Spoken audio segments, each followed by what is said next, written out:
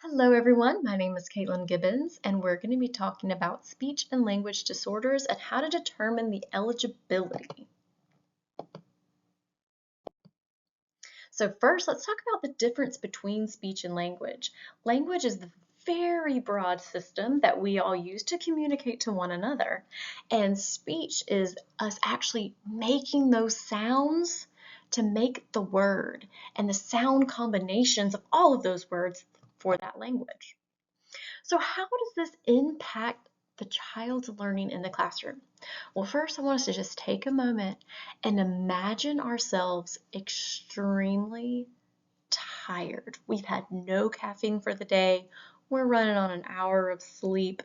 Let's just throw in a little bit of dehydration and we're just barely functioning. Let's say that there's this thing that you want to tell someone about and it's right over there, it's in my brain, but my words aren't forming. And the whole time you're trying to say this, your brain is running, but just you can't form the words, it's not coming out. Well, one, we're going to be confused, our friend is going to be confused, we may feel completely helpless in that moment. Now we're completely frustrated because our mouth will not do what we need it to do. We might be feeling a little self-conscious, and maybe we're deciding we're just going to isolate, go home, take a nap, drink some water, and maybe try again tomorrow. Well, for our student, they can't just go home and take a nap, drink some water, and feel better. This is something that they deal with on a daily basis. And now they have to worry about their levels of achievement in the classroom because they might be able to think the words. They can't get the words to form to tell the teacher, this is my answer. This is what I think. This is my paragraph that I want to tell you about this book that we're reading because I love it so much. They can't communicate that, or they can't communicate it quickly. It can frustrate them.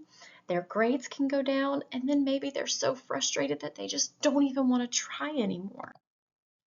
So I have a friend whose daughter has apraxia, and she does struggle to be able to form her mouth in a way to execute the words that are needed for her speech.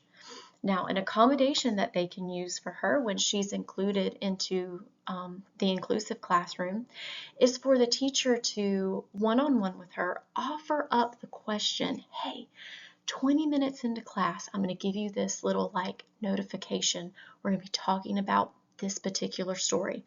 I'm going to call on you. You're going to be the fourth person I'm going to call on. This is going to be my question. And she can work on that question with her SLP, her speech language pathologist, and practice giving the answer so that she's not put on the spot. She doesn't feel isolated from the work. Her self-confidence is boosted, and she is just ready to go with that answer.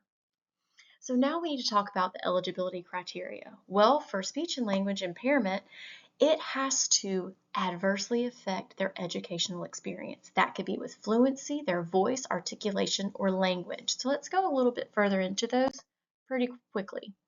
So for speech and sound, they must meet all three of these criteria. Now these criteria are on the screen for you to read, but I want to point out that we have to have these followed up by at least one observation and a criterion referenced assessment. There has to be documentation that shows that it impacts across environments. And we have to have some data that shows that there's some speech sound production happening. So for the phonological disorder, there's two of the following criteria. And again, we need documentation that shows its impact across environments, and we need to have some assessment that shows there's a significant discrepancy from norm referenced data. For voice impairment, we need to look, how does their voice sound? How is their pitch? Are they breathy? Are they hypernasality going on here? But it has nothing to do with sickness or puberty. This is not something that they can just get over. Now for fluency, are they stuttering a lot? Are they elongating out their words? Is it really rapid and irregular and just a combination of both of the speech rate just kind of all over the place and it disrupts the communication? Well, if so, we have a determination of eligibility.